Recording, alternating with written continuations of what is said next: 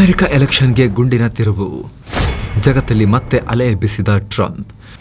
Wake Biden ದುರ್ಬಲ America, ರಿಪಬ್ಲಿಕನರ ವಿಜಯ. ಏನಿದು ಅಮೆರಿಕದ ಹೊಸ ರಾಜಕೀಯ?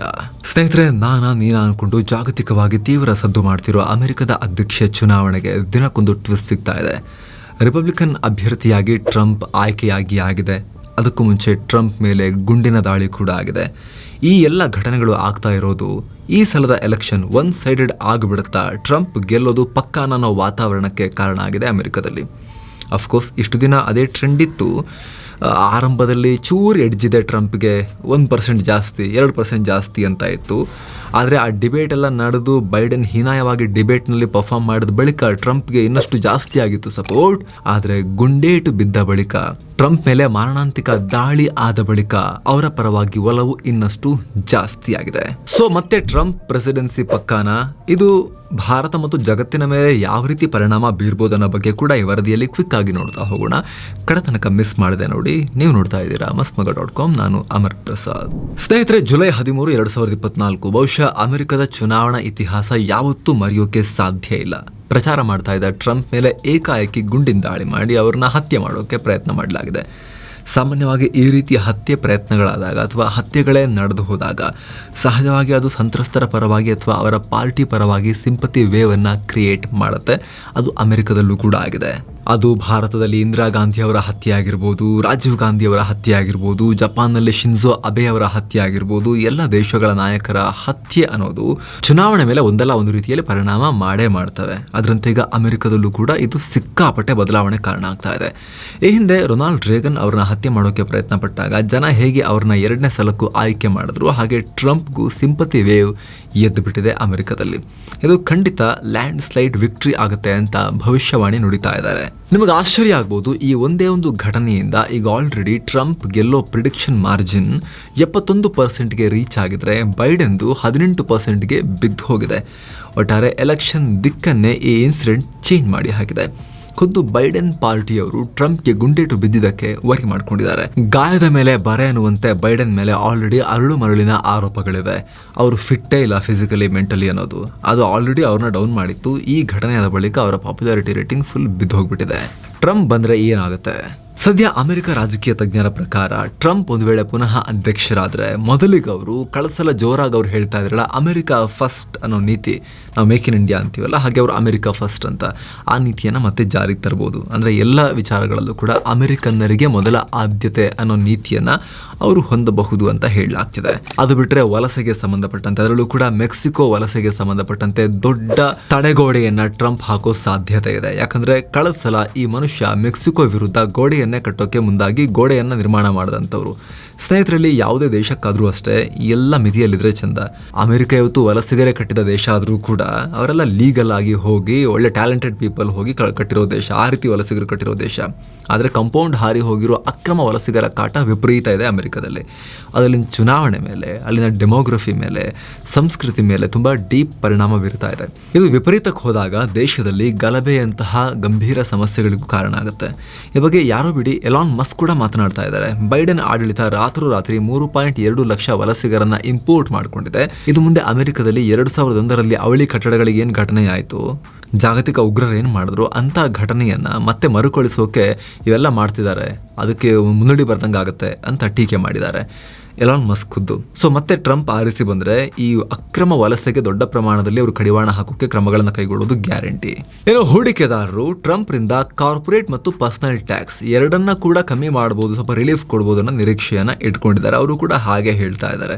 ಜೊತೆಗೆ ಟ್ರಂಪ್ ಈ ಬಾರಿ ತಾನು ಅಧಿಕಾರಕ್ಕೆ ಬಂದರೆ ಶಿಕ್ಷಣ ಇಲಾಖೆಯನ್ನು ತೆಗೆದುಹಾಕಿ ಅದನ್ನು ರಾಜ್ಯ ಮತ್ತು ಸ್ಥಳೀಯ ಸರ್ಕಾರಗಳಿಗೆ ವಹಿಸೋಕೆ ಹೆಜ್ಜೆ ಇಡಬಹುದು ಅಂತ ಕೂಡ ವಿಶ್ಲೇಷಣೆ ಮಾಡಲಾಗ್ತಿದೆ. ಅಷ್ಟೇ ಅಲ್ಲ, ಗುಣಮಟ್ಟದ ಶಿಕ್ಷಣ ಕಾಯ್ದುಕೊಳ್ಳೋಕೆ ಶಿಕ್ಷಕರ ಅವಧಿಯನ್ನು ರದ್ದು ಮಾಡಿ ಸ್ಕೂಲ್ ಮತ್ತು ಕಾಲೇಜ್ಗಳಲ್ಲಿ ಅರ್ಹತೆಯ ಮೂಲಕ ಶಿಕ್ಷಕರ ನೇಮಕಾತಿ ನಡೆಯಬಹುದು ಅನ್ನೋ ಚರ್ಚೆ ಕೂಡ ಇದೆ.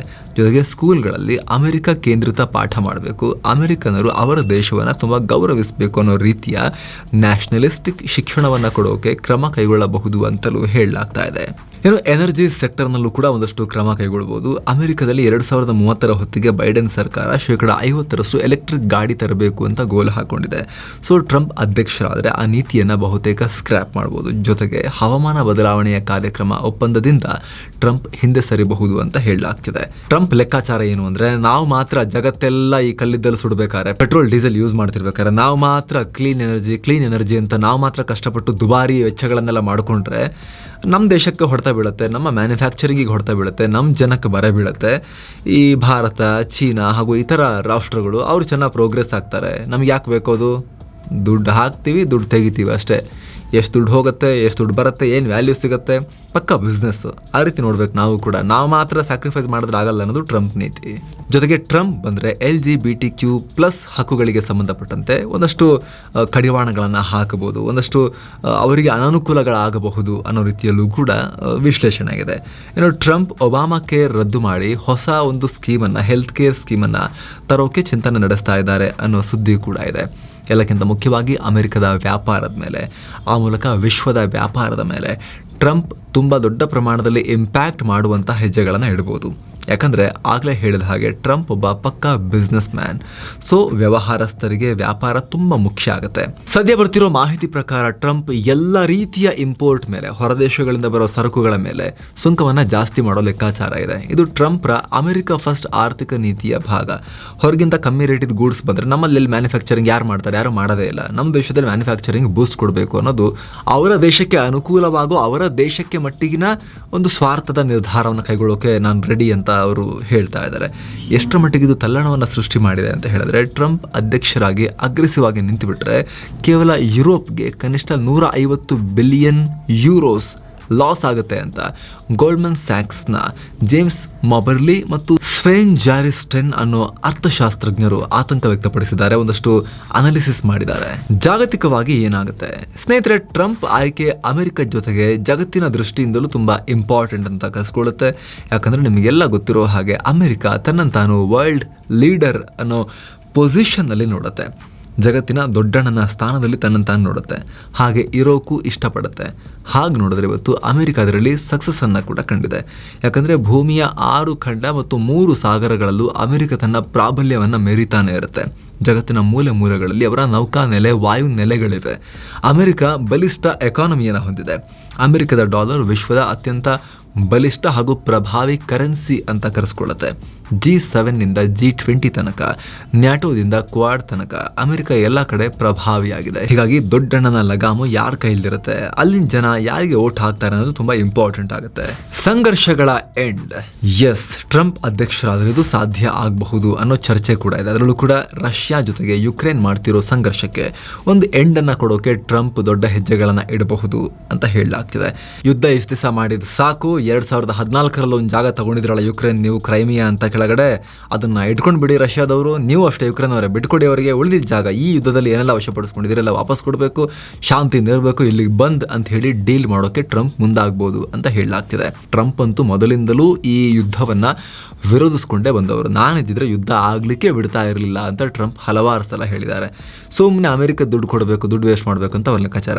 ಯುಕ್ರೇನ್ಗೆ ಬೈಡೆನ್ ಬಿಲಿಯನ್ ಡಾಲರ್ ಸುರಿತಾ ಇದ್ದಿದ್ದನ್ನು ಡೇ ಒನ್ನಿಂದಲೂ ವಿರೋಧಿಸ್ಕೊಂಡು ಬರ್ತಾ ಇದ್ದಾರೆ ಡೊನಾಲ್ಡ್ ಟ್ರಂಪ್. ಅಮೆರಿಕ ದುಡ್ಡಿಲ್ಲಿ ವೇಸ್ಟ್ ಆಗಿ ಹೋಗ್ತಿದೆ ಅಯ್ಯೋ ಅಂತ ಟ್ರಂಪ್ ಹೇಳ್ತಾ ಇದ್ದಾರೆ. ಜೊತೆಗೆ ಟ್ರಂಪ್ಗೆ ಭಾಳ ಐಡಿಯಾಲಜಿ ಎಲ್ಲ ಇಲ್ಲ. ತೀರಾ ಪುಟಿನ್ ಕಂಡ್ರೆ ಆಗಲ್ಲ, ನನಗೆ ನಾರ್ತ್ ಕೊರಿಯಾದ ಕಿಮ್ ಅಣ್ಣನ ಕಂಡ್ರೆ ಆಗಲ್ಲ, ಆ ಥರದೆಲ್ಲ ಇಲ್ಲ. ಎಲ್ಲರೊಟ್ಟಿಗೆ ಹೋಗ್ತಾರೆ, ಮೀಟ್ ಆಗ್ತಾರೆ, ಆರಾಮಾಗಿ ಮಾತಾಡ್ತಾರೆ, ಡೀಲ್ ಮಾಡ್ಕೊಂಡ್ಬಿಡ್ತಾರೆ. ಆ ರೀತಿಯ ಮನುಷ್ಯ ಬಿಸ್ನೆಸ್ ಮ್ಯಾನ್ ಟ್ರಂಪ್. ಇವರ ಈ ನಿಲುವಿನಿಂದ ಯಾವೆಲ್ಲ ರೀತಿ ಟೀಕೆಗಳನ್ನು ಫೇಸ್ ಮಾಡಿದ್ರು ಅಂದರೆ, 2016ರಲ್ಲಿ ಹಿಲರಿ ಕ್ಲಿಂಟನ್ ಸೋತು ಟ್ರಂಪ್ ಗೆಲ್ಲೋಕೆ ಪುಟಿನ್ನೇ ಚುನಾವಣೆಗಳಲ್ಲೆಲ್ಲ ಹಸ್ತಕ್ಷೇಪ ಮಾಡಿದ್ರು. ಅವ್ರ ಕ್ಲೋಸ್ ಫ್ರೆಂಡ್ಸ್ ಅವರು ರಷ್ಯಾ ಕೆಲಸ ಮಾಡಿದ ಟ್ರಂಪ್ ಪರವಾಗಿ ಟೀಕೆಗಳನ್ನೆಲ್ಲ ಇವರು ಫೇಸ್ ಮಾಡಿದ್ರು. ಅಷ್ಟು ಮಾತ್ರ ಅಲ್ಲ, ಆ ಕಡೆ ಇಸ್ರೇಲ್ ಹಮಾಸ್ ಸಂಘರ್ಷ ಕೂಡ ಟ್ರಂಪ್ ಅಧ್ಯಕ್ಷರಾಗೋ ತನಕ ಮುಂದುವರೆದ್ರೆ ಅಲ್ಲೂ ಕೂಡ ದೊಡ್ಡ ಬದಲಾವಣೆ ಆಗ್ಬೋದು ಅಂತ ಟ್ರಂಪ್ ಟೀಮ್ನಲ್ಲಿರೋರೇ ಹೇಳ್ತಿದ್ದಾರೆ. ಬಹುಶಃ ಗಾಜಾವನ್ನ ಟ್ರಂಪ್ ಇಸ್ರೇಲ್ದು ಅಂತ ಒಪ್ಕೊಳ್ಳೋ ಚಾನ್ಸಸ್ ಕೂಡ ಇರಬಹುದು.